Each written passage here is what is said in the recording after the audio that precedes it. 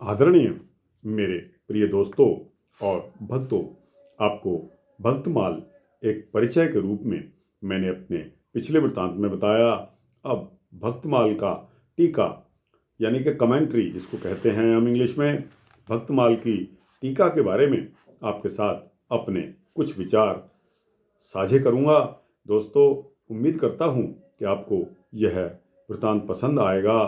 तो दोस्तों, श्री भक्तमाल के टीकाकार नाभादास जी के पूर्व भी भक्त महिमा संबंधी कथाओं का प्रचार प्रसार अत्यंत प्राचीन काल से संस्कृत तथा अन्य भाषाओं में होता आया है तथा भक्तमाल के बाद भी अनेकों भक्तमाल रच दिए गए, किंतु नाभादास जी के भक्तमाल की जैसी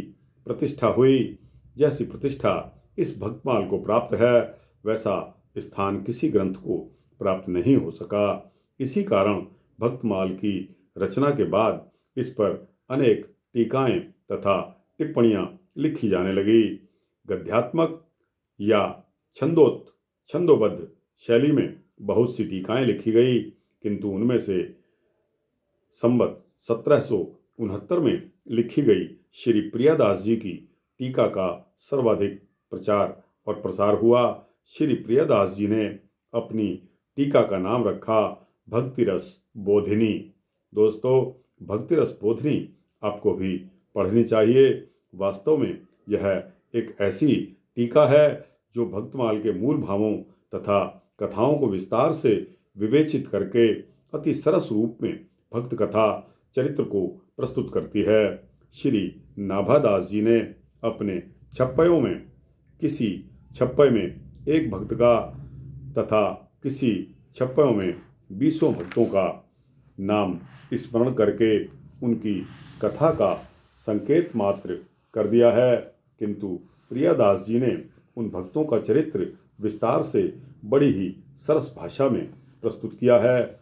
उदाहरण के लिए गुजरात में नरसिंह मेहता नामक महान भक्त हुए हैं, जिनका वर्णन श्री नाभादास जी ने केवल एक छप्पय यानी कि संवत 108 में किया है, किंतु इसी छप्पय की पूरी कथा श्री प्रियादास जी ने 26 कवित्तों में बड़े ही रोचक ढंग से प्रस्तुत की है। भक्तमाल के दोहे तथा छप्पयों की कुल संख्या 214 है, जिसकी टीका में प्रियादास जी ने 634 कवित्त रचे हैं।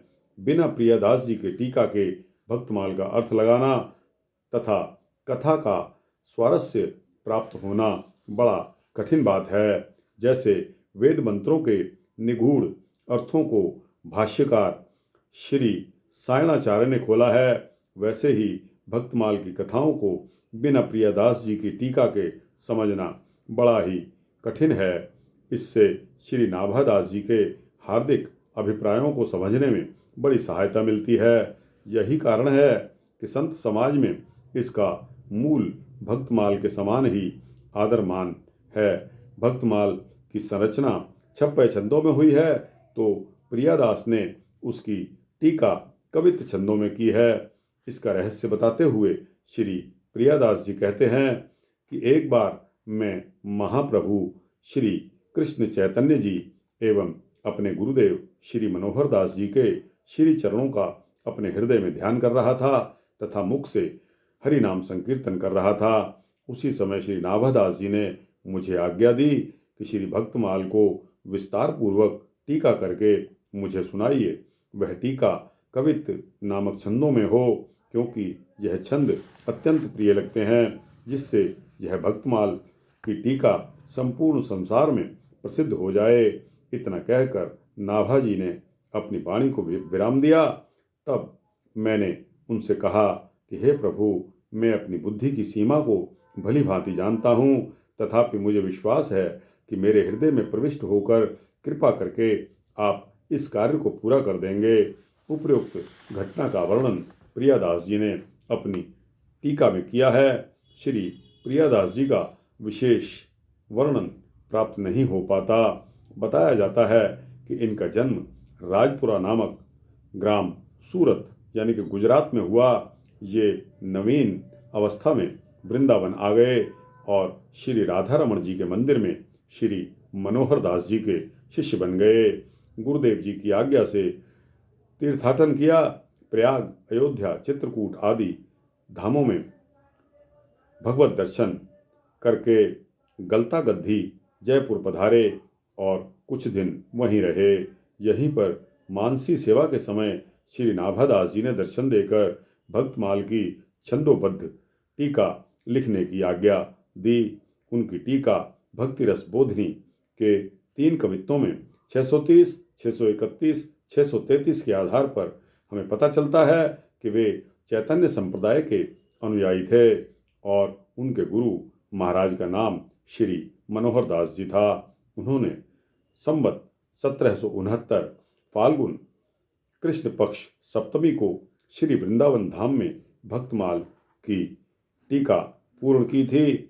श्री प्रियादास जी प्रारंभ के 7 कवित्तों में भक्ति का स्वरूप, सत्संग की महिमा, नाभाजी का गुणानुवाद तथा भक्तमाल की महिमा और अपनी टीका की विशेषता बताने के अनंतर 8वें कवित्त में यह सिद्धांत निश्चित करते हैं कि भगवत कृपा को प्राप्त करने के लिए जिन गुणों की आवश्यकता होती है वे गुण वह योग्यता भक्तों के चरित्र को सुनने से आती है, क्योंकि अन्य साधनों में साधना का अभिमान आने की संभावना रहती है, परंतु भक्त चरित्र श्रवण से विनय, दैन्य एवं शरणागत होने का भाव पैदा होता है।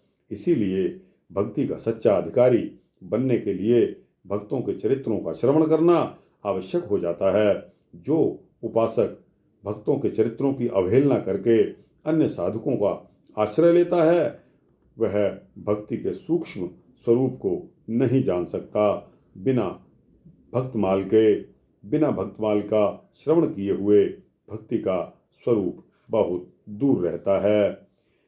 ए पै बिना भक्तमाल भक्ति रूप अति दूर है। ए पै बिना भक्तमाल भक्ति रूप अति दूर है। महाप्रभु श्री कृष्ण चैतन्य मन हरजू के चरण कौ ध्यान मेरे नाम मुख गाइए। ताही समय ना भाजू ने आज्ञा दई लई धार टीका विस्तार भक्तमाल की सुनाइए। कीजिए कवित्त बंद छंद अति प्यारो लगे। जगह जग माही कही बाणी बिरमाइए। जानो निज मति ए पै सुनो भागवत शुक दुमन प्रवेश कियो ऐसे ही कहाइए। द्रुमन प्रवेश कियो ऐसे ही कहाइए। भक्ति रस बोधनी टीका का यह पहला कवित्त है जो मैंने आपके समक्ष रखा। तो दोस्तों, आपको भक्तमाल के टीका के बारे में मैंने यह शब्द आपके समक्ष रखे। आपको कैसा लगा? दोस्तों, अच्छा लगा हो तो इसको लाइक और शेयर करिए। अपने दोस्तों, भक्तों, मित्रों, जिज्ञासुओं को भेजिए। और दोस्तों, इस चैनल को सब्सक्राइब कर देंगे तो आपको इसी तरह के सूक्ष्म भक्ति वृत्तांत मिलते रहेंगे। दोस्तों, कमेंट्स बॉक्स में जाकर अपना अनुभव, आपको इसका क्या सेंसेशन हुआ, आपको यह वृत्तांत कैसे लगे, इसका मेंशन कमेंट्स बॉक्स में जाकर जरूर कीजिए। भगवान आपकी सहायता करे। जय श्री राम, जय श्री सीता रामचंद्र भगवान की जय।